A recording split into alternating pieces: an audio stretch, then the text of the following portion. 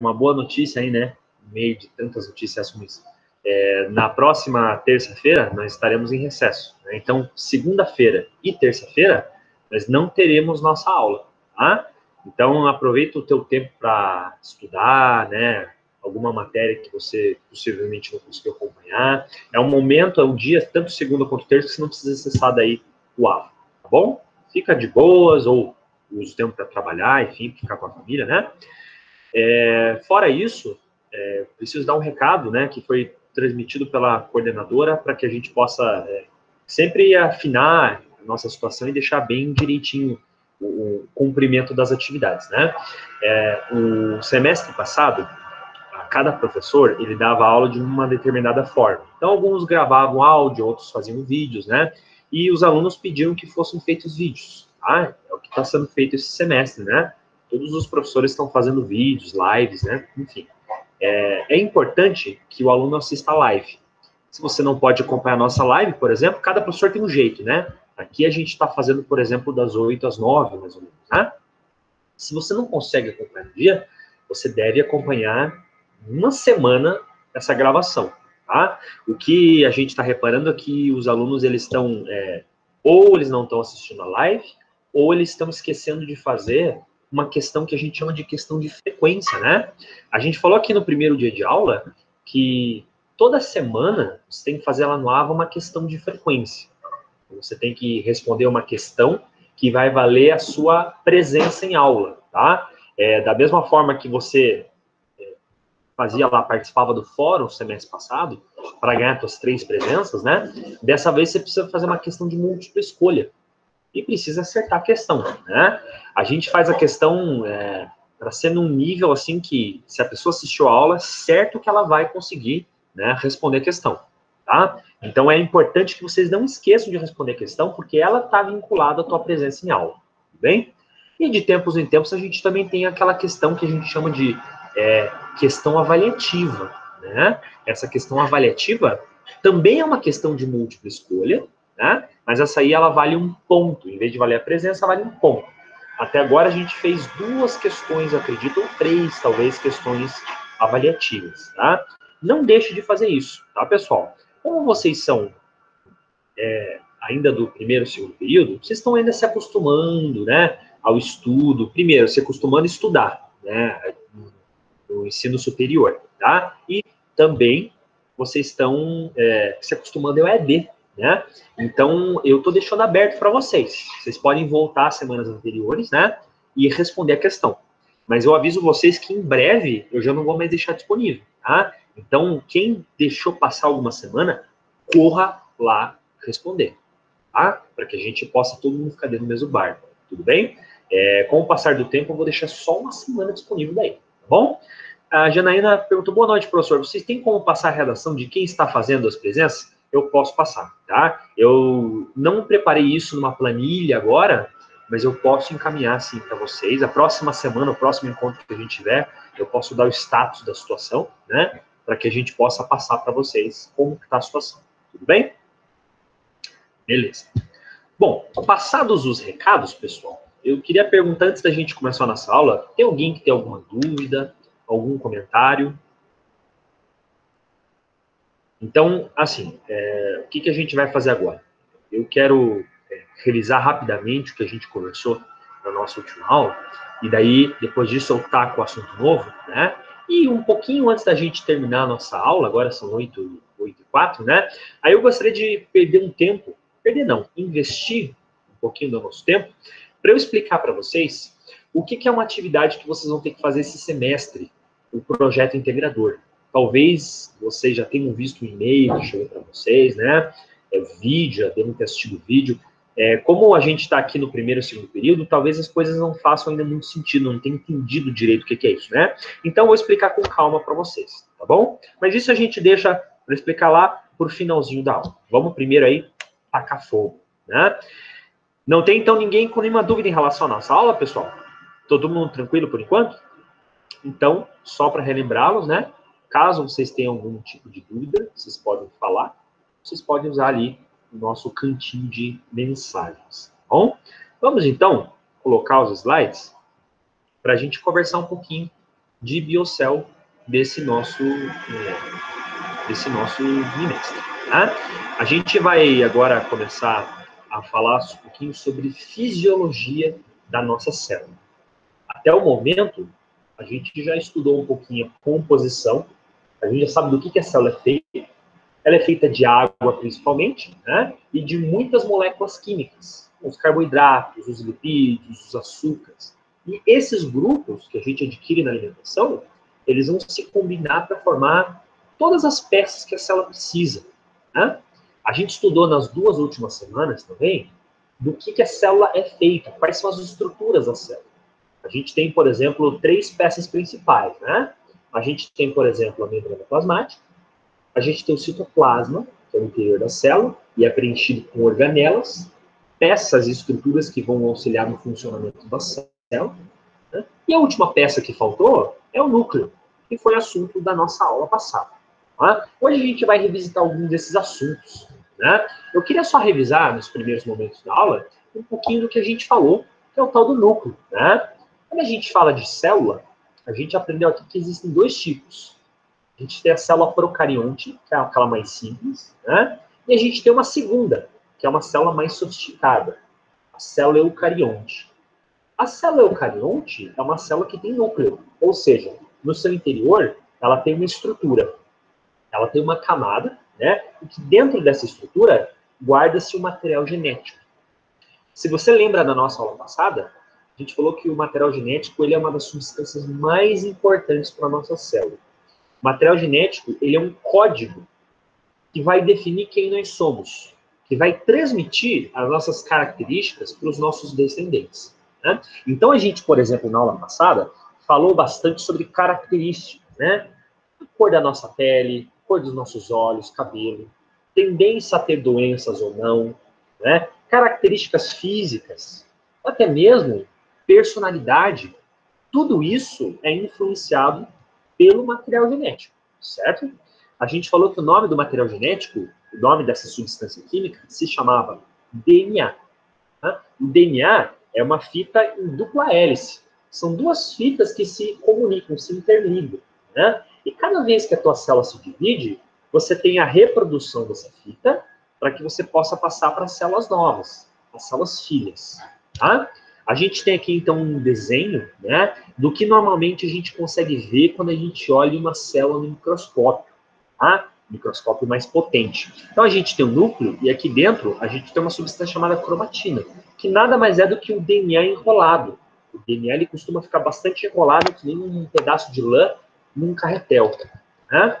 E a gente citou que o nosso material genético é como se fosse a biblioteca da nossa célula. Dentro do DNA, nós temos milhões de pequenas fitas que determinam nossas características. A gente chama esses espaços de genes. Cada gene, ele determina uma característica específica. Então, a gente tem, por exemplo, genes para determinar a cor dos olhos, para determinar a nossa altura, um gene para determinar a produção de insulina, produção de hormônios, enfim, é muito gene. É muito gene. Né? Isso é tão importante que você vai ter uma disciplina chamada genética, né, em que você vai estudar apenas o DNA, certo? Bom, eu considero a aula de semana passada uma aula complexa, porque eram muitos nomes novos, né, eram muitos processos. O que a gente vai fazer na nossa aula de hoje? Hoje a gente vai estudar um pouco de fisiologia. Né? Então, nem tudo que a gente vai aprender hoje é uma novidade.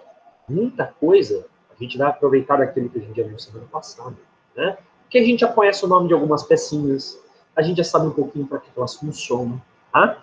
Hoje a gente vai falar então sobre fisiologia, ou seja, funcionamento da nossa célula. Tá? Para começo de conversa, tem alguns processos que acontecem na célula que a gente precisa entender um pouco. Tá? Quando a gente pega, por exemplo, os seres vivos, a gente percebe que os seres vivos têm algumas atividades em comum. Né? A célula, ela consegue desempenhar algumas funções que você não encontra em substâncias inanimadas. Então, aqui esse slide mostra algo bem importante que a gente costuma falar sobre os seres vivos. A gente está falando sobre as tarefas vitais. Ou seja, são atividades que todo ser vivo é capaz de realizar. Tá? Algumas são bem óbvias, outras não. Outras a gente vai conversar hoje. Tá? Então, por exemplo, todo ser vivo é capaz de crescer. Desde que nós somos crianças, olha o conjunto de transformações que a gente passou. Né? Então, a gente, por exemplo, não só aumentou o nosso tamanho, como a gente amadureceu. Então, as nossas pecinhas, elas foram se multiplicando. Até mesmo a gente chegar numa idade que é chamada terceira idade, por exemplo, né? No idoso, em que a pessoa tem o cabelo grisalho, a pessoa perde bastante água, né? A pele perde aquela elasticidade, por exemplo. A gente perde os minerais do nosso esqueleto, né? Então você fica com a ossatura um pouco mais fraca. Enfim, a gente passa por transformações derivadas do crescimento. Né? Outra característica também é a tal da reprodução. Né? Todo ser vivo ele é capaz de se reproduzir. E essa é uma das missões biológicas mais importantes que a gente tem na natureza. Né? Então, uma espécie, por exemplo, ela vai transmitir descendentes para perpetuar aquele grupo de seres vivos. Tá? Outra tarefa vital importante é a evolução. O que é evolução? A capacidade dos seres vivos de se modificarem, de se adaptarem ao seu ambiente ao longo de milhões de anos. Então, a gente falou lá no primeiro dia de aula que o primeiro tipo de célula que surgiu era um tipo bem simples, né? As bactérias, por exemplo, os organismos procariontes. Isso foi há 2,5 bilhões de anos atrás. 2 bilhões e meio de anos depois, apareceu o quê? Apareceu nós, com um tipo de célula bem sofisticada, né? Uma célula que tem núcleo, uma célula que tem organelas. Então, olha a diferença, né? Do processo biológico. Tá? Mas tem uma palavrinha dessas quatro que talvez seja mais importante para a gente hoje. Ela se chama homeostase. Né? O que é homeostase? Talvez alguns de vocês já tenham ouvido falar sobre homeostase. É um processo químico muito importante. Né? A gente está vendendo a ideia, nas últimas aulas, que a nossa célula é como se fosse uma fábrica. Então, a nossa célula, por exemplo, ela é autossuficiente, né? Ela tem estruturas ali dentro que funcionam em conjunto para nutrir a célula, para garantir o seu funcionamento, né? E se a célula é assim, claro que o organismo também é. O organismo nada mais é do que o quê? Uma projeção da célula, né? Bom, então a gente pode comparar o nosso organismo com uma fábrica. Uma fábrica só funciona, ele só tem esse funcionamento, porque a gente tem planos de qualidade, né? A gente tem ali mecanismos que garantem o bom funcionamento da nossa célula. Então, são atividades, né? São cuidados que a nossa célula, que o nosso organismo tem, para que a coisa não pare de funcionar, né? Para que não comece a funcionar errado. Tá? Você tem que pensar que, quando você tem uma fábrica, por exemplo, você tem funcionários na fábrica que eles não participam da produção. São funcionários que garantem o funcionamento, né, das máquinas, o funcionamento da linha de produção. Então, por exemplo, tem uma esteira produzindo alguma coisa ali, aí a esteira quebra. Tem que vir esses funcionários e consertar rapidinho, né, para que a esteira continue funcionando e, enfim, não pare tudo. Né? Homeostase é isso. Homeostase são as funções, são um conjunto de reações que o nosso organismo tem para manter ele num bom funcionamento. Tá? Então, aqui, por exemplo, ó, a gente tem a definição do que é homeostase. Homeostase é o controle do organismo para manter as reações químicas em equilíbrio. O nosso corpo é muito complexo. A gente tem que desempenhar milhares de funções químicas ao mesmo tempo. Então, aqui, por exemplo, esse slide está em inglês, mas a gente já pode conversar sobre ele, né? Cada um de nós tem uma temperatura específica. Talvez vocês não saibam, não lembrem, né? Mas o ser humano tem uma temperatura média, que varia, 36,5, 36, né? Essa é a temperatura média do nosso organismo. Né? Nós temos um batimento cardíaco, a gente tem, então, uma quantidade de batimentos que o coração tem por minuto, uma quantidade de inspirações e expirações que a gente faz por minuto, um conjunto de características, né? Uma quantidade de água que a gente tem no nosso organismo. Então, tudo isso é padrão. Para que o corpo funcione de forma correta, né, a gente tem alguns parâmetros. E quando acontece algo no nosso corpo, seja derivado de doença, alguma resposta ao meio ambiente, a homeostase tem que incentivar uma resposta do organismo para que a gente consiga voltar ao normal. Como assim, professor? Seja mais claro. Né? Por exemplo, o nosso corpo tem uma quantidade de água. cada célula tem, em média, 70% feito de água. Já falou sobre isso, né? Para que você mantenha suas células com 70% de água, o teu corpo, a tua homeostase, ela tem que cuidar disso. Então, vamos supor que você praticou um esporte físico, você transpirou, você suou bastante. Quando você sua, você perdeu água, né? Ou você urinou muitas vezes no mesmo dia, certo? Você perdeu muita água. Cada vez que você urinou, você perdeu uma quantidade de água, né? O que acontece à medida que você vai perdendo água para o meio ambiente? Você é estimulado pelo teu organismo a o quê? Ingerir água. Você fica com sede, né? Teu corpo pede água. Então a tua boca fica ressecada, você tem vontade de adquirir água de qualquer forma, né? O teu batimento cardíaco, ele começa a ser mais consistente, os teus vasos sanguíneos diminuem o calibre para que você não perca tanta, né, tanta evaporação, enfim. Teu corpo reage para que você economize água, né? Isso é homeostase. Né? Você, por exemplo, há muito tempo não se alimenta, então cai os níveis de energia, os níveis de glicose na tua corrente circulatória. O que acontece? Você começa a ter fome. O corpo ele provoca em você fome, né? A vontade de comer. Então você sente aquele embrulho no estômago, né? Como se você quisesse colocar alguma coisa ali no estômago, né? Você começa a salivar, a pessoa começa a falar de comida, mera menção de comida na conversa, você já começa a babar. O que é isso? Isso é a homeostase fazendo o seu papel, né? Reações químicas para que você coma, ingira água, para que você mantenha a temperatura, né? Quando você, por exemplo, vai ali, né, nessas noites curitibanas, né? Aquele frio danado que a gente passa. O que o teu corpo faz para que você, no frio, não abaixe a temperatura? Mantenha a temperatura 36,5. Você fica tremendo, né? Fica batendo os queixos. Você precisa colocar uma roupa. Para quê? Para você elevar um nível. Então, você tem aqui, os teus pelos respondem também, né? Fazendo constrição. Então, sempre são as respostas para que a gente se mantenha em equilíbrio, certo? Se você parar para pensar, então, é fácil lembrar o que é o homeostase, né? São as reações que nos mantêm em equilíbrio. Isso é fundamental para a gente, pessoal. Esse é um dos conceitos mais importantes que a gente tem na biologia celular, né? Se a homeostase não consegue manter o equilíbrio, aí você vai desenvolver alguma doença, né? Então, a homeostase é a última carta na manga que a gente tem para manter a coisa em equilíbrio. Tá? A gente agora vai começar a falar um pouquinho sobre fisiologia do nosso organismo, né?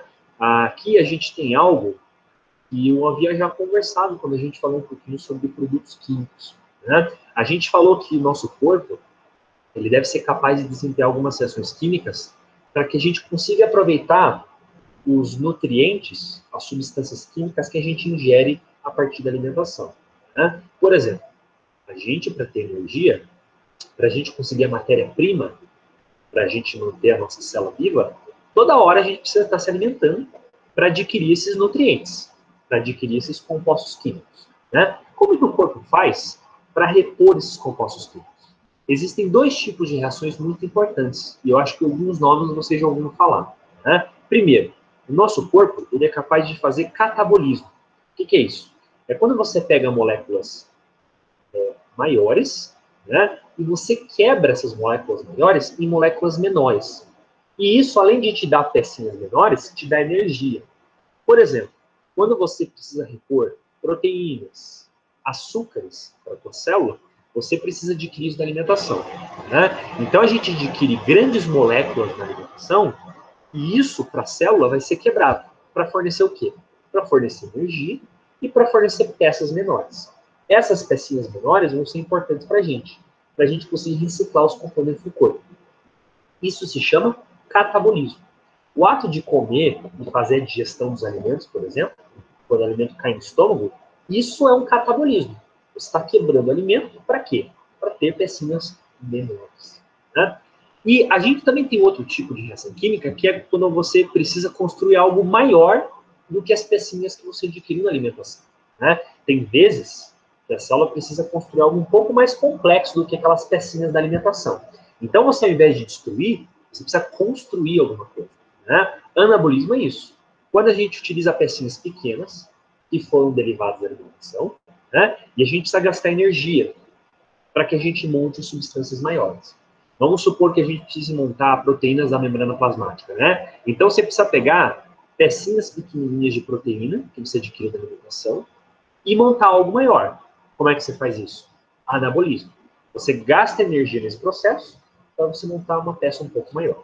Todo mundo aqui já ouviu falar desses processos aqui, né? Uma pessoa, por exemplo, quando está numa academia, fazendo exercício físico, né? O que a pessoa está fazendo? Uma energia catabólica. Ela está gastando a energia dela, está gastando a gordura na atividade física, para quê? Ela pega uma gordura que estava acumulada no corpo e ela quebra isso para fornecer energia para ela conseguir desempenhar atividade física. Gastar energia na academia ou correndo no parque é um processo catabólico. Quando você se alimenta bem e você começa a crescer, ficar mais forte, aí a gente está falando de anabolismo. Você pega pecinhas pequenas da alimentação e monta para você repor, reciclar o que falta no seu organismo. Ok? Bom, outro processo químico importante que a gente precisa falar é a gente revisitar um pouco a membrana plasmática. A gente falou sobre membrana plasmática 2 semanas atrás, né? E é importante a gente lembrar que a membrana plasmática é essa figura que a gente vê aqui, ó. A gente tem uma bicamada, uma dupla membrana, feita de fosfolipídios, né? E a gente falou que a membrana plasmática é uma estrutura inteligente. Ela tem o que a gente chama de permeabilidade seletiva. Né? Se você lembrar do que a gente conversou na aula, a gente falou que a membrana plasmática é como se fosse a portaria de uma fábrica. Ela controla o que entra e o que sai. Né? Lembra que a gente falou também que a membrana plasmática é como se fosse um mar de lipídios, porque ela é líquida. Né? Essa membrana não é algo duro, fixo. É algo fluido, como se fosse um líquido. A gente até falou que você podia comparar, para você entender um pouquinho como funciona a membrana plasmática, com uma gota de óleo, por exemplo. Né? Você tem uma panela, por exemplo, e você pinga algumas gotas de óleo. Você percebe que o óleo ele não se mistura com a água, ele fica um aspecto meio gelatinoso, boiando na água. Né? Mais ou menos isso que é a membrana plasmática. Ela não é dura, ela é fluida. Né? Outra coisa importante que a gente falou também, você encontra na membrana plasmática, são as proteínas. Né? A gente falou que as proteínas que estão na membrana plasmática é como se fossem barcos, navios. Né? Enquanto os lipídios da membrana eles são uma espécie de oceano que fica líquido, essas proteínas que a gente vê aqui na cor amarela, slide, né? Elas ficam à deriva, para lá e para cá. Não tem uma posição determinada. Né? E aí chegou o momento da gente entender um pouquinho qual é a função dessas proteínas. Né? A gente falou que, como a membrana plasmática é tipo um porteiro de fábrica, né? A gente falou que então ela controla o que entra e o que sai. Né? As proteínas têm um papel muito importante nisso. Por quê? Elas vão permitir algumas substâncias entrarem na célula e saírem da célula. Né? Por que uma substância entraria na nossa célula? Bom, importantíssimo isso, né? A nossa célula precisa de gases como oxigênio, como nitrogênio. Né? A nossa célula precisa de energia, como a gente falou, glicose, por exemplo. Né? Ela precisa de pecinhas menores de proteínas.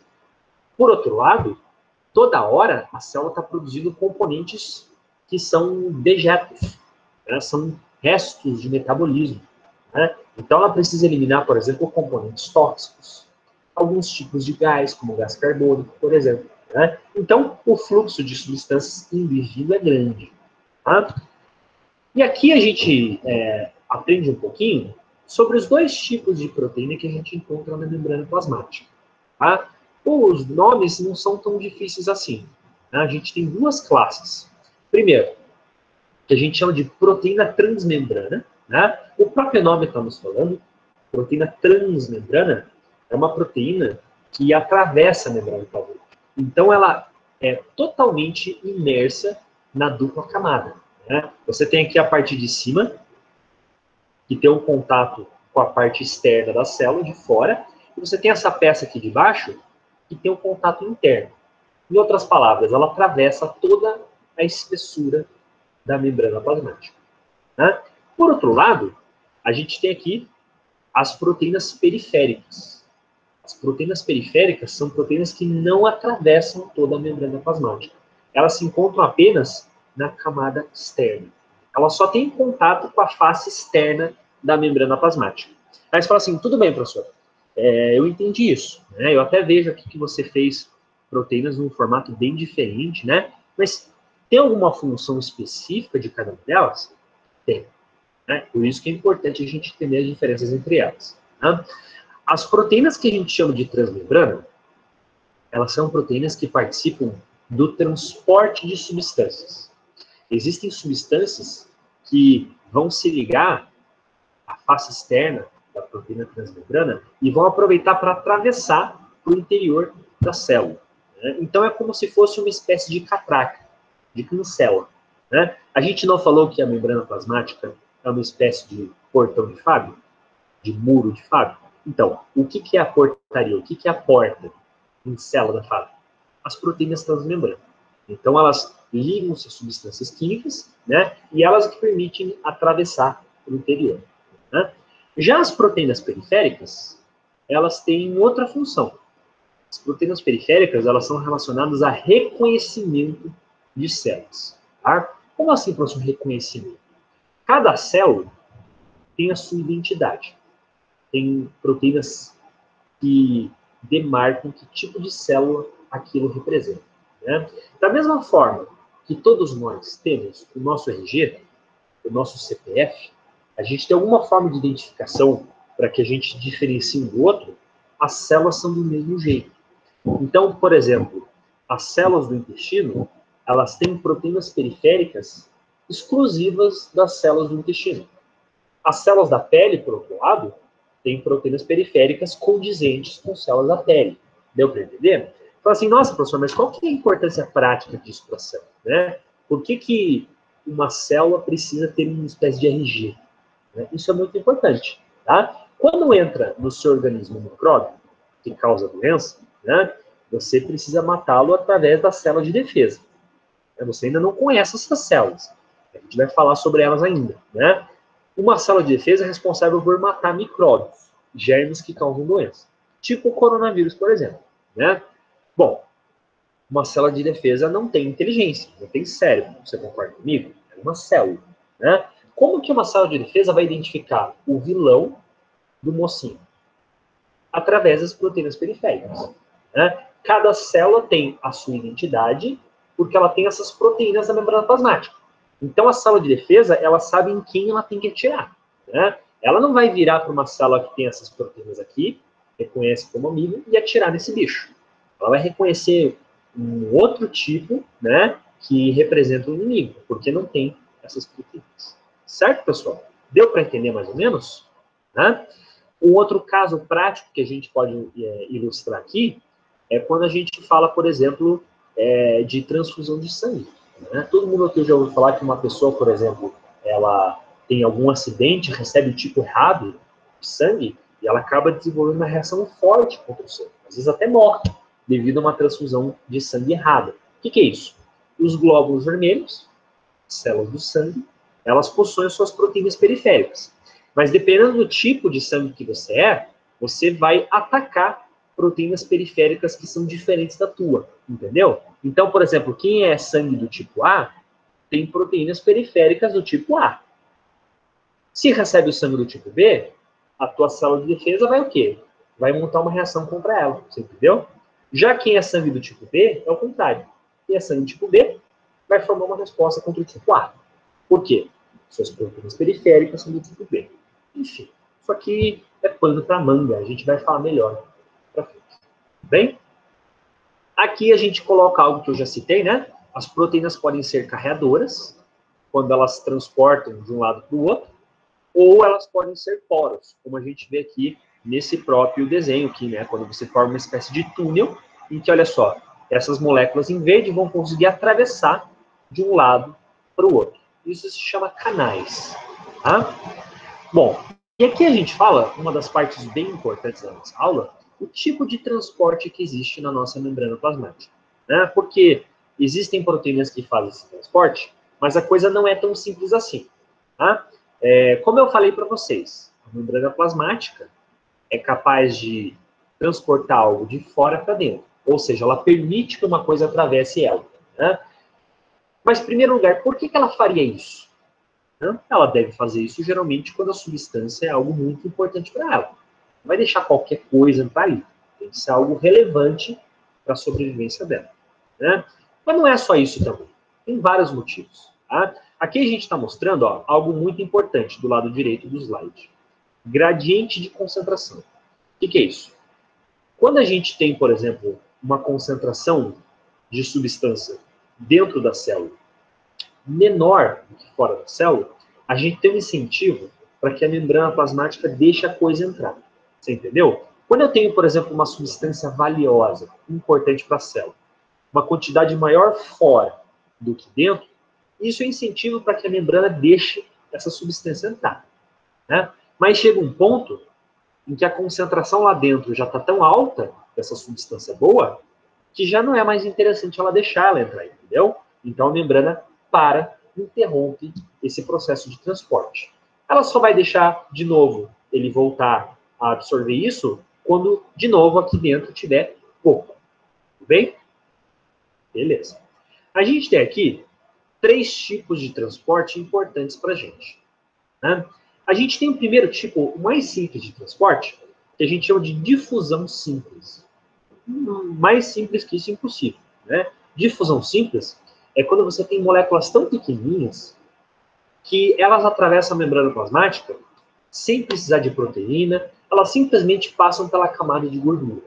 Tanto é que a gente tem aqui o desenho mostrando para a gente que esse retângulo em cinza aqui, ó, é a nossa bicamada fosfolipídica, né? A gente tem uma molécula tão pequena que ela consegue simplesmente passar, atravessar por absorção, né? E tranquilamente vai entrar dentro da célula. Ah, professor, você consegue citar um tipo de molécula que seria transporte simples? Consigo. O oxigênio, por exemplo, né? A célula toda hora está precisando de oxigênio, então ela vai atravessar simplesmente pela bicamada fosfolipídica e não precisa do consentimento de ninguém. Tá? A gente tem o nitrogênio, o hidrogênio, geralmente gases pequenos fazem isso. Tá? Outro tipo de substância química, um pouco mais complexo, aí a gente já está falando de algo mais sério. Tá? Aqui, por exemplo, a gente tem um transporte que a gente chama de transporte passivo. O que é o transporte passivo? Quando a molécula precisa colocar a célula precisa colocar uma substância química um pouco maior, um pouco mais importante, e desse caso, ela vai precisar da ajuda de uma proteína, né? Então, toda molécula que usa transporte passivo é uma molécula que vai ter que se ligar a uma proteína transmembrana, como essa aqui, ó. A gente tem uma que está usando essa proteína em verde escuro, que a gente chama de canal, né? Ela está precisando se ligar e é justamente a proteína transmembrana que vai fazer esse atravessamento, né? De um lado para o outro. A gente tem essa molécula em vermelho aqui que está usando um transportador. Por que tem esse nome transportador? Algumas moléculas acabam modificando o seu formato, né? Você pode ver, ó, quando a molécula vermelha encaixar aqui no meio, o que vai acontecer? Essa comporta está desse jeito, ela vai fechar e vai abrir para que a bolinha vermelha passe aqui para dentro. Né?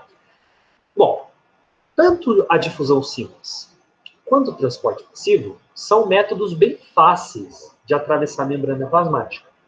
Eles não custam nada, eles são de graça. Porém, existem alguns casos em que a gente vai ter um transporte especial. Né? São casos que não são tão comuns assim, mas são casos que requerem energia, investimento de energia a partir da célula. Né? Existem algumas moléculas que elas custam energia para que a célula consiga pegar ela ali para dentro. Tá? A gente está falando de moléculas, por exemplo, como açúcar, como alguns tipos de proteína, como alguns tipos de minerais. Tá? Nesse caso, o que está acontecendo? Essa molécula aqui, ela vai ter que nadar contra a correnteza. Ela vai estar fazendo o fluxo ao contrário. Ela vai estar caminhando de um lugar de menor concentração para um lugar de maior concentração. Ou seja, a gente quer colocar essa molécula dentro de um lugar que já está cheio dela.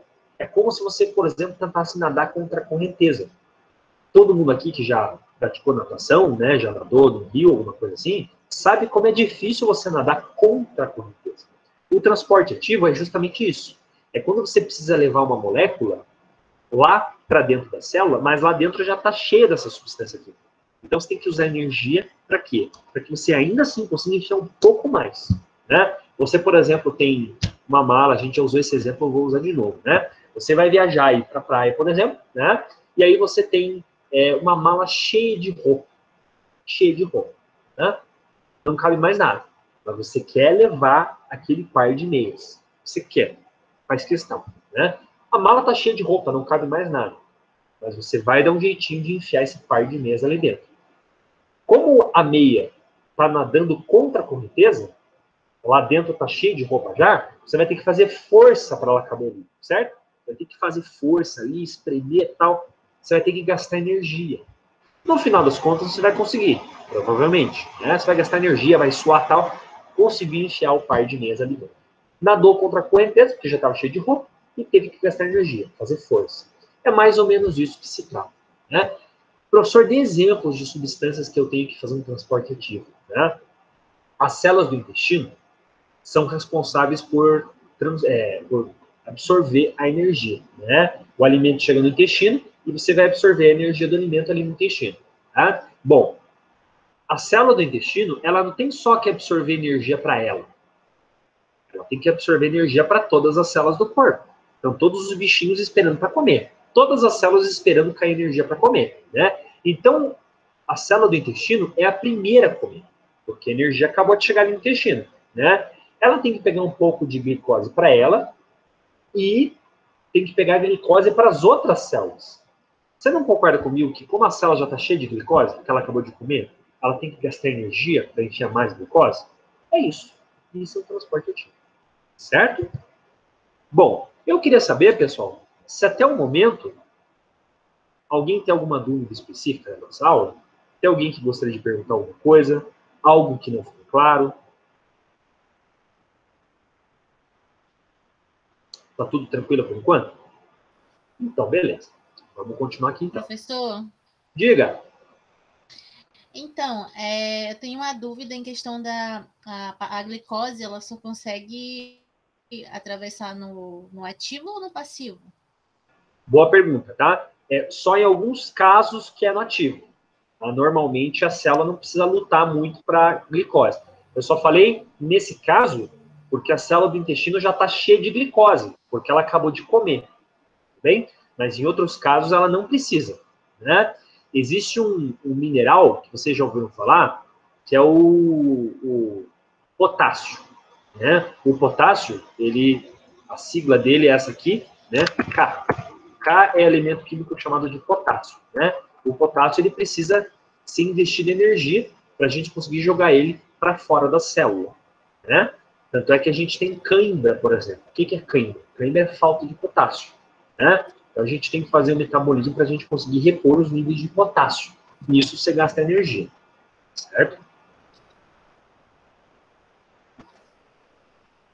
Beleza, então, pessoal. À medida que a gente vai tendo dúvida, por favor, pergunta, tá? Aí, pessoal, a gente tem uma situação que é o seguinte: dependendo do ambiente que a nossa célula se encontra, a membrana plasmática ela vai acabar influenciando um pouco o formato da célula. Existe um comportamento da nossa célula que se chama tonicidade celular. O que é isso? É a capacidade que a célula tem de responder ao meio ambiente. Tá? Porque a célula ela tem essa portaria, que é a membrana plasmática, mas dependendo do meio que ela se encontra, né, do meio ambiente, a membrana vai responder de uma forma. Tá? Então a gente escreveu diferente aqui. Ó. A membrana plasmática responde a meios de concentração diferentes, né, modificando o seu formato. O que a gente quer dizer com isso? Quando você tem uma célula, e essa célula está dentro de um líquido, por exemplo, pensa no sangue, por exemplo. Né? O sangue nada mais é do que um líquido cheio de glóbulos vermelhos. A gente não costuma pensar dessa forma, né? Mas o sangue é líquido por isso. A gente tem um monte de célula dentro de uma água. Né? Dependendo da quantidade de minerais que a gente tem no líquido, né, as células do sangue vão responder de uma forma ou de outra. Né? Geralmente, a água que a gente tem, ela sempre vai caminhar em direção a maior concentração de sais minerais. Então, olha o que está acontecendo aqui, pessoal. Aqui, nesse primeiro retângulo aqui da esquerda, eu tenho uma situação normal. É uma situação como deveria ser no nosso sangue. Tá? Eu tenho aqui uma célula do sangue, um glóbulo vermelho, né? E eu tenho água tanto dentro da célula, citoplasma, né? Quanto fora, o líquido do sangue. Né? O que são essas bolinhas amarelas? São substâncias químicas que estão dissolvidas no líquido do sangue. Tá? Quando você está numa situação normal, uma condição normal, a quantidade de sais que tem dentro da célula é igual à quantidade de sais que tem fora. Então, as trocas de água dentro e fora da célula são iguais, normais. Tá? A célula fica no seu formato normal. Porém, existem alguns casos em que a quantidade de minerais dentro da célula é maior do que a quantidade de minerais fora da célula. Né? Quando você tem uma célula com mais minerais, o que vai acontecer com a água do sangue? A gente falou que a água sempre caminha em direção a maior concentração de sal. Se eu estou falando que dentro da célula tem mais sal, o que vai acontecer? A minha célula vai absorver água, como se fosse uma esponja. Ela vai ficar mais entumecida. Né? Isso acontece, por exemplo, quando vocês estão no banho. Às vezes você está no banho e você demora um tempinho a mais no banho. O que você percebe quando você olha para as tuas pontas dos dedos? Você percebe que o teu dedo está o quê? Está enrugado, não é verdade? Você tem a ponta dos dedos e fica enrugado. O que é isso? Quando você tomou banho, você acabou mudando um pouco a concentração de sais do interior da célula do exterior da célula.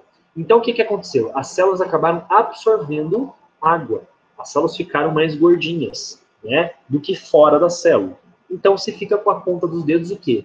Enrugadas. Né? É só esperar um pouco de tempo e daí a quantidade de sal já se equilibra. Aí a célula volta ao tamanho normal. Olha que interessante, né, pessoal? A gente também tem um terceiro caso em que é o contrário. A quantidade de sal fora da célula é maior do que dentro. A gente falou que a água sempre caminha em direção à quantidade maior de sal. Então, o que está acontecendo? A nossa célula vai ficar desidratada. A nossa célula vai perder água para o meio ambiente. Então, ela vai ficar dessa forma enrugada. Né? Por que você está ensinando isso aqui para a gente, professor? Isso aqui, você não precisa decorar isso aqui para uma prova, pessoal. Eu só estou ensinando isso aqui para vocês porque existem determinadas doenças que mudam a concentração de sal dentro da célula. E isso faz com que a célula perca o seu volume, o seu formato normal. E isso acaba afetando o quê? O bom funcionamento da célula. Quando você tem uma pessoa que tem aqui célula que ficou encolhida, por exemplo, né, você tem uma pessoa que talvez desenvolva algumas doenças, como, por exemplo, anemia. Pessoas que não vão conseguir transportar tanto oxigênio dentro da célula. Você entende? Tudo que existe ali afeta-se, né? Aí o professor falou no começo da aula uma reação química chamada homeostase. Você não concorda comigo que quando você tem aqui algo fora do padrão, a homeostase do teu organismo vai tentar fazer você reverter a reação? Vai.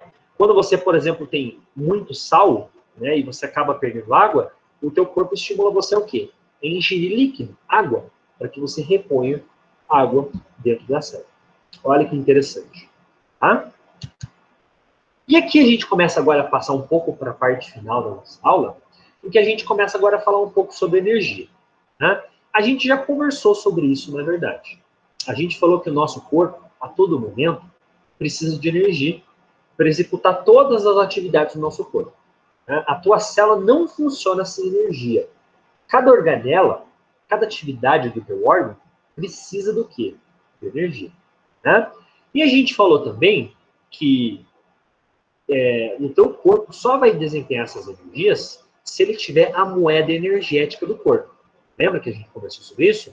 Bom, aqui a gente fala um pouquinho sobre essa transformação de energia. Né? O corpo toda hora está fazendo catabolismo, ou seja, está quebrando substâncias químicas e está anabolizando, montando substâncias químicas para quê? Para reciclar matéria-prima, reciclar alimento, certo? Bom, como que a nossa célula obtém energia? A gente falou que dentro dos alimentos, como nessa maçã, a gente encontra carboidratos, a gente encontra glicose. Lembra que a gente falou disso, pessoal? A glicose é aquela molécula, aquele açúcar que fornece energia para o nosso organismo. Lembra? Bom, o que vai acontecer quando a gente come o alimento? A gente vai quebrar as substâncias químicas que estão aqui em pecinhas menores. Ou seja, a gente vai fazer um catabolismo. No momento que você faz isso, você está pegando a molécula de glicose e você está quebrando ela no quê? Nessa moeda energética que a gente chama de ATP, adenosina trifosfato. O ATP é uma substância química que veio da glicose. E a glicose veio da comida. Todo dia você precisa se alimentar com alimentos. Né? Para quê? Cai no estômago, você digere o alimento, aquilo vai para o interior da célula, a célula vai pegar a glicose que você acabou de receber do alimento e vai quebrar isso em o quê? Em moedinhas energéticas. Você pega uma barra de ouro e você transforma isso em moeda, em dinheiro, em espécie. Para que você vai usar o ATP? Para todas as energias que você tem no seu organismo. Pensar, correr, respirar, fazer digestão. Tudo. Completamente tudo. Membrana plasmática para atravessar uma substância de um lugar para o outro. Os lisossomos, que a gente falou na aula passada, que são aquelas estruturas que digerem componentes. O retículo endoplasmático, a gente falou que produz energia, mas ele também precisa comer. Se você precisa comer, as suas células também. Cada célula precisa de ATP para cumprir a sua função. Certo, pessoal? E a gente falou, né, que quem faz a produção de energia lá para a nossa célula é uma organela que a gente chama de mitocôndria. Lembra da mitocôndria, pessoal? A gente falou que é uma das organelas mais importantes. Né? A mitocôndria é aquela organela que é um reator de fábrica. O que ela vai fazer? A mitocôndria ela vai pegar moléculas grandes e vai quebrar essa molécula grande em várias moléculas de ATP.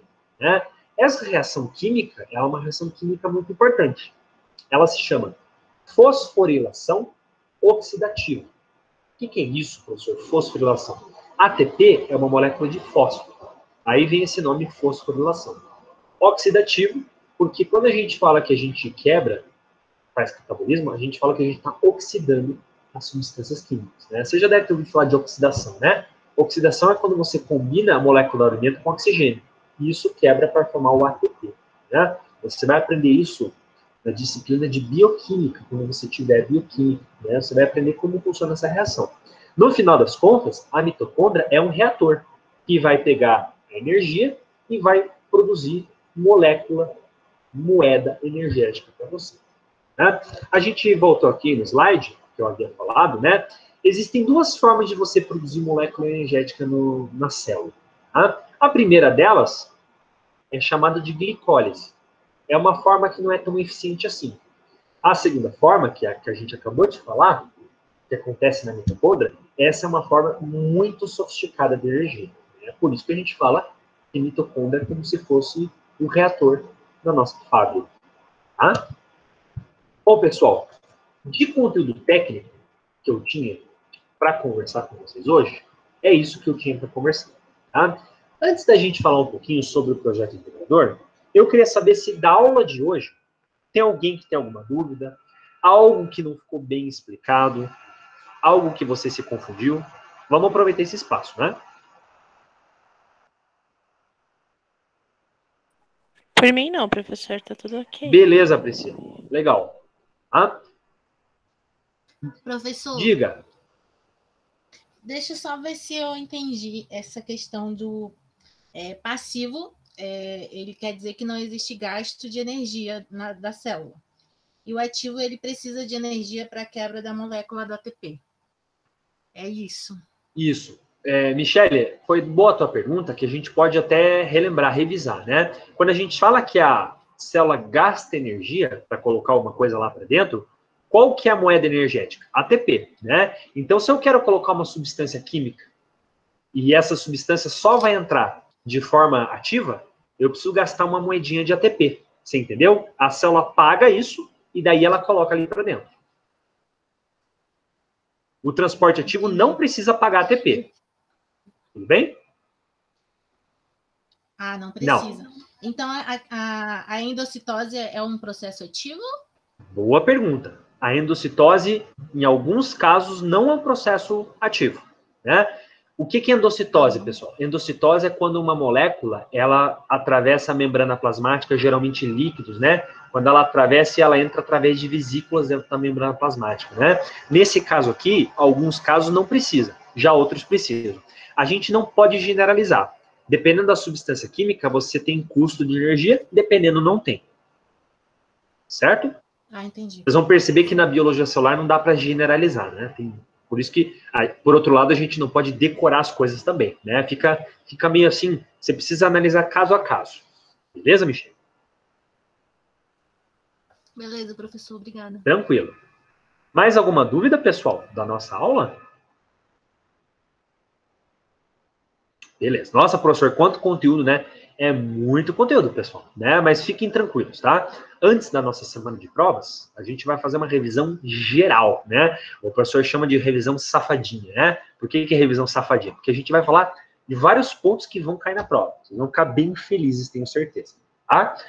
Mas, tudo bem. Professor, vamos aos negócios, né? Vamos falar de projeto integrador. Alguns de vocês já devem ter visto aquele vídeo que a gente disponibilizou e também receberam o e-mail que o professor passou hoje sobre uma atividade que vocês vão ter que fazer durante esse semestre, e é uma atividade importante, porque ela vale nota, e uma nota importante na média, né? Não estou falando de uma nota qualquer, uma nota que vai lá no segundo bimestre figurar na tua média bimestral, tá? O pessoal do segundo período já fez esse trabalhinho, já sabe o que o professor está falando, mas só fez uma vez, talvez tenham ficado algumas dúvidas, né? E os calouros não fazem ideia do que o professor está falando, tá? Projeto integrador é um trabalho que você vai fazer em grupo, certo, pessoal? A média é de 4 a 5 pessoas, mas talvez alguns de vocês coloquem mais pessoas, porque a gente tem talvez um número ímpar de alunos, enfim, não importa. O importante é todo mundo estar dentro de um grupo, tá? O que é o projeto integrador? Bom, vocês tiveram que desenvolver, no semestre passado, um modelinho de trabalho. A gente chama aquilo de resumo expandido. Tá? Deixa eu escrever aqui para facilitar para a gente, né? Era um trabalhinho que tinha 4 páginas, chamado resumo expandido.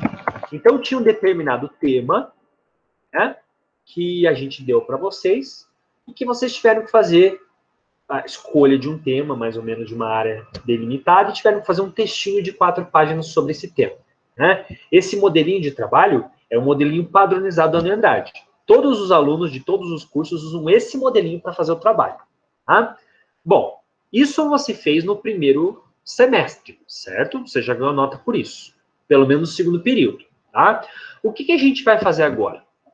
Todo setembro, outubro, a Uni Andrade faz o que a gente chama de seminário de iniciação científica. O que é iniciação científica? É o momento em que o aluno, que está na faculdade, começa a ter contato com a parte científica, a parte de pesquisa.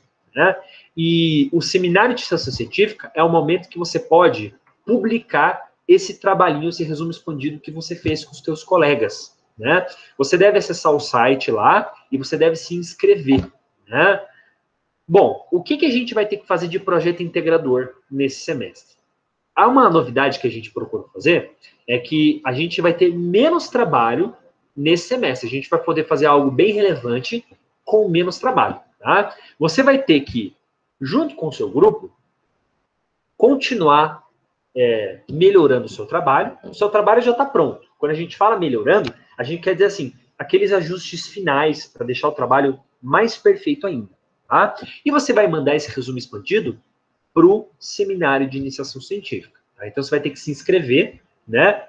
Cadastrar o teu trabalhinho e você vai ter que mostrar lá, mandar lá para o e-mail do projeto integrador teu comprovante de inscrição. Bom? Além disso, você vai ter que produzir um conteúdo digital. Um conteúdo digital. O que é o conteúdo digital? O conteúdo digital você vai ter que produzir uma imagem, certo? Que resuma o teu trabalho. Então, você coloca, por exemplo, uma ou duas frases, você coloca um pano de fundo bonito, enfim, você vai criar uma imagem bonita, né? Resumindo a mensagem principal do seu trabalhinho. Né? Para quê? Para que a gente divulgue nas mídias sociais, tá? Nas redes sociais do curso de farmácia. A gente tem, por exemplo, 10 períodos, a gente tem centenas de alunos dentro do curso de farmácia. Uns não conhecem os outros. Para que um conheça o trabalho do outro, a gente vai divulgar o trabalho de cada um de vocês no Instagram ou na rede social ali que a coordenadora escolher, tá? Então, vocês vão ter que criar uma imagem em formato JPEG, né? Basicamente, isso vai servir para que a gente possa ganhar a nossa nota. A nota do projeto integrador, então, nota vai ser o quê? Vai ser inscrição do resumo mais produção de imagem digital. É basicamente isso, né? Você vai ter que inscrever o teu trabalhinho que já está pronto, você só vai ter que cuidar dos detalhezinhos finais e também produzir o seu conteúdo, né? Cada grupo, ele conta com um professor orientador, né? Existe uma tabelinha que a gente mandou para vocês e os alunos que participaram do semestre passado já tiveram esses orientadores, né? Vocês vão continuar o contato com os seus respectivos orientadores para te ajudar tanto você a versão final do teu trabalho escrito, quanto te dar dicas para você produzir essa imagem, né? Uma dica que eu dou para vocês para produzir imagem é um software, um site chamado Canva, né? O Canva, ele é gratuito, você pode se inscrever e você pode montar imagens bonitas, né? Ele te ajuda a você fazer, por exemplo, uma propaganda bonita de um determinado tema, tá? Cada grupo tem um orientador, né? E o professor Bruno é o coordenador do projeto integrador. Se você está tendo dificuldade com o teu trabalho, às vezes o contato com o teu orientador está demorando, você pode perguntar a ajuda do professor Bruno. Você manda lá no e-mail do professor Bruno e o professor Bruno te ajuda, certo? Tudo bem, pessoal? Para a gente finalizar isso aqui, a gente mandou para todos os representantes um e-mail com as normas do projeto integrador. O que é isso? É um caderninho, documento, em que eu explico melhor como que funciona o projeto integrador. Então, ali tem umas datas que vocês precisam obedecer para ganhar nota, né? Ali está como vai funcionar, né, passo a passo, enfim, para que você tenha alguma dica, alguma noção de como funciona. Tá? Eu sei que, nesse primeiro momento, é muita informação junto. Né? Talvez vocês não tenham entendido muito o que eu falei, talvez esteja um pouco confuso, né? Você lembre que você pode usar o e-mail do professor Bruno, né? Ou o e-mail do projeto integrador, que é isso aqui, ó, projeto integrador farmácia@gmail.com, né? Para que você tire dúvidas ali, mande um e-mail perguntando mais detalhes, enfim, né? Enfim, nos próximos dias a gente ainda vai ter algum contato com isso para a gente aprender um pouco mais sobre o tal do projeto integrador. Eu só queria saber se agora, hoje, tem alguém que tem alguma dúvida do projeto integrador? Eu gostaria de perguntar? Eu tenho, professor. Nesse e-mail que você falou agora, que está com a representante da sala, tem as dimensões da imagem em JPEG e aonde a gente pode fazer a inscrição? Boa pergunta, Priscila. Ainda não tem onde vocês podem fazer a inscrição, porque o link ainda não foi disponibilizado. Assim que estiver o link, eu vou mandar mais um e-mail para vocês, tá? O ideal era eu ter mandado o e-mail só quando eu tivesse o link. Essa é a pergunta mais lógica. Mas aí a gente tem um problema, né? Se eu esperasse para mandar só no dia que a gente já tivesse o link, vocês iam perder muito tempo, né? Vocês já têm condições de começar a trabalhar sem ainda ter o link de inscrição. Quanto à sua segunda pergunta, do tamanho da imagem, não existe um tamanho pré-definido, tá? Geralmente, o Canva, por exemplo, o Instagram, ele aceita imagens com vários pixels, né? O Canva, ele já produz arquivos padronizados para que você possa publicar nas redes sociais. Se você usa o Canva, por exemplo, ou o próprio PowerPoint para criar a tua imagem, você já vai criar modelos que são compatíveis com as redes sociais. Tudo bem? Então seria uma postagem. Seria uma postagem. De uma postagem. Não são vocês que vão fazer a postagem, né? Vocês vão mandar, como a gente está ali no caderno de normas falando, vocês vão mandar tanto o teu resumo expandido, quanto a inscrição, quanto o arquivo de imagem para o projeto integrador. Quem vai fazer a postagem da tua imagem nas redes sociais é o pessoal, os professores do curso de farmácia. Certo? Uhum. A Michelle perguntou ali, professor, se a gente vai fazer a apresentação online. Michele, ótimo que você perguntou isso, né? Como eu falei no e-mail de hoje, é o seguinte, eu havia falado lá naquele vídeo que eu gravei para vocês, que a gente teria apresentação online, né? Não haverá apresentação. Isso mudou, na verdade. Até onde eu gravei o vídeo, estava se definido que teria apresentação. Porém, logisticamente, não ia dar certo, porque o número de inscritos nas semanas de iniciação científica é muito grande.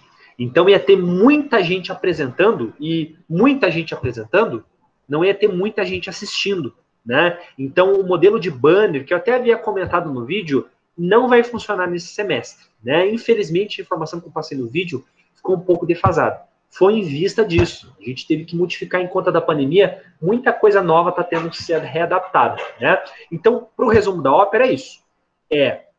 Editar a versão final do resumo expandido, mandar lá para o site que ainda vai ser divulgado da semana de iniciação, né? E também produção de uma imagem em JPEG. Tudo isso você tem que mandar lá para o e-mail do projeto integrador.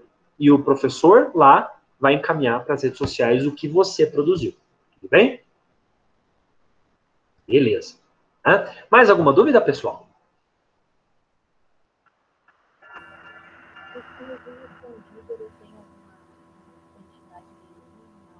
Janaína, desculpe, está um pouco baixo. Você consegue aumentar o seu som? Esse resumo expandido, está escutando? Para mim está ruim. Você pode escrever no campo de mensagem, Janaína?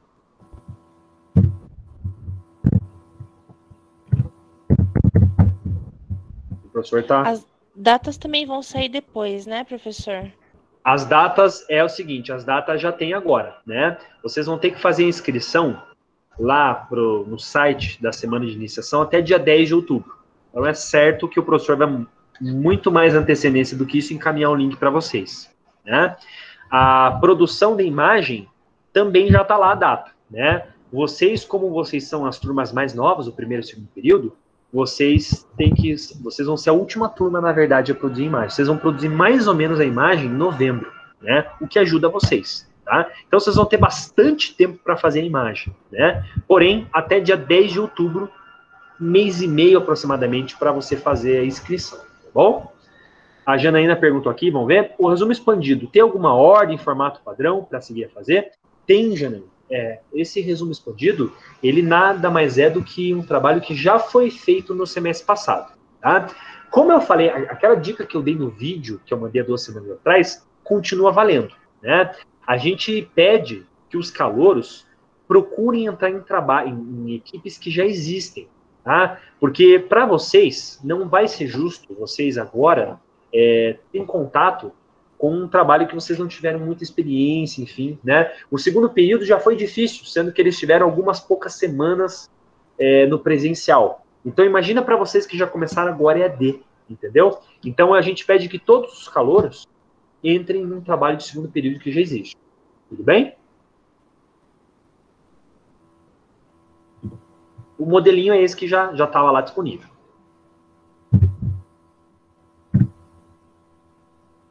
Beleza. Mais alguma pergunta, pessoal? Se surgirem novas perguntas, aí a gente vai conversando, tá? Antes da gente encerrar a nossa aula, eu só tenho 2 informações aí, né? Primeiro, parabéns, tá? A gente já está na 5ª semana aqui, as nossas turmas aqui, a maioria de vocês está aparecendo na live, obrigado, né? Vocês são uma turma muito interessada, vamos continuar assim, tenho certeza que a gente vai tirar notas muito boas, tá? E outro recado também é o seguinte, terça-feira que vem, feriado merecido, né, pessoal? Então, pelo menos em relação ao nosso estudo, a gente não vai ter que entrar no AVA, não haverá a aula de Biocel na terça-feira que vem. A gente só vai se encontrar daqui a 2 semanas, tudo bem? Então, eu desejo a vocês uma ótima semana, né? E a gente vai se falando aí pelo e-mail. Beleza? Obrigado, Lídia, né? Obrigado, Michele. Tamo aí, né? A nossa turma é 10, né? Bom? Boa noite a todos. Obrigada, professor. Boa noite. Boa noite a todos. Boa noite, pessoal. Um abraço.